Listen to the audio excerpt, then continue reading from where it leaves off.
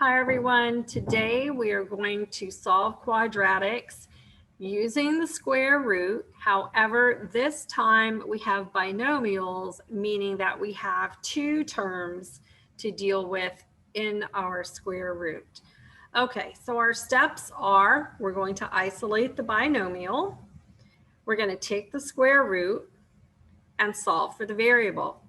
We're still going to have a positive and a negative answer. So remember, when you take that square root, we do have to do the plus minus.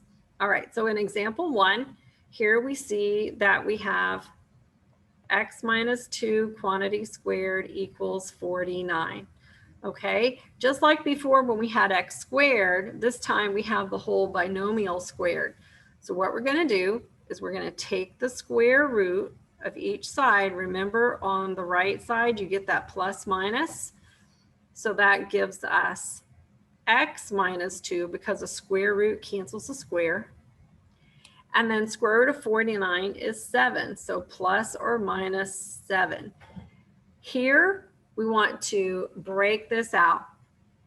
So I have x minus 2 equals positive 7 and x minus 2 equals negative 7. And now I'm going to solve for x. Here x will be 9. And over here, when I add 2, x will be negative 5. So my answers for the first one are 9 and negative 5. All right, in example 2, it's the same thing, except what I need to do is take this positive 6 over to the other side.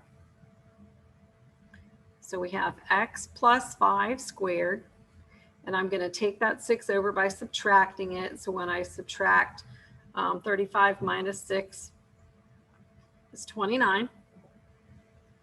Okay, and now we are going to take this square root again, plus or minus. Square root cancels a square, so I have x plus 5 is equal to, now 29 is not a perfect square, so I'm just going to leave that inside of the square root. Okay, so I have x plus 5 is equal to positive square root of 29, and x plus 5 is equal to negative square root of 29. Okay, so when I solve and I take this 5 over, I'm going to write it out front. Negative 5 plus square root of 29. Same thing with this one. I take the negative 5. It's going to go to the front. Negative 5 minus square root of 29. Okay.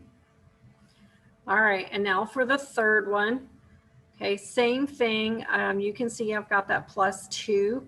I need to take that over to the right. So 17 minus 2 is 15. Now I have this 3 sitting in front of my binomial squared. So I need to divide that 3 out.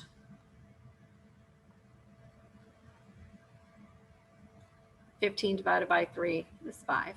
At this point, I can now do the square root.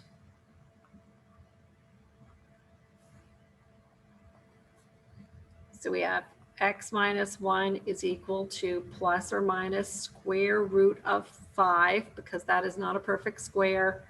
Once again, when I separate them, x minus 1 equals the positive square root, and x minus 1 equals negative the square root. When I pull the 1 over, once again, it's going to go out front. 1 plus square root of 5. Same thing here. 1 minus square root of 5. Okay, and the you try examples work just like these examples.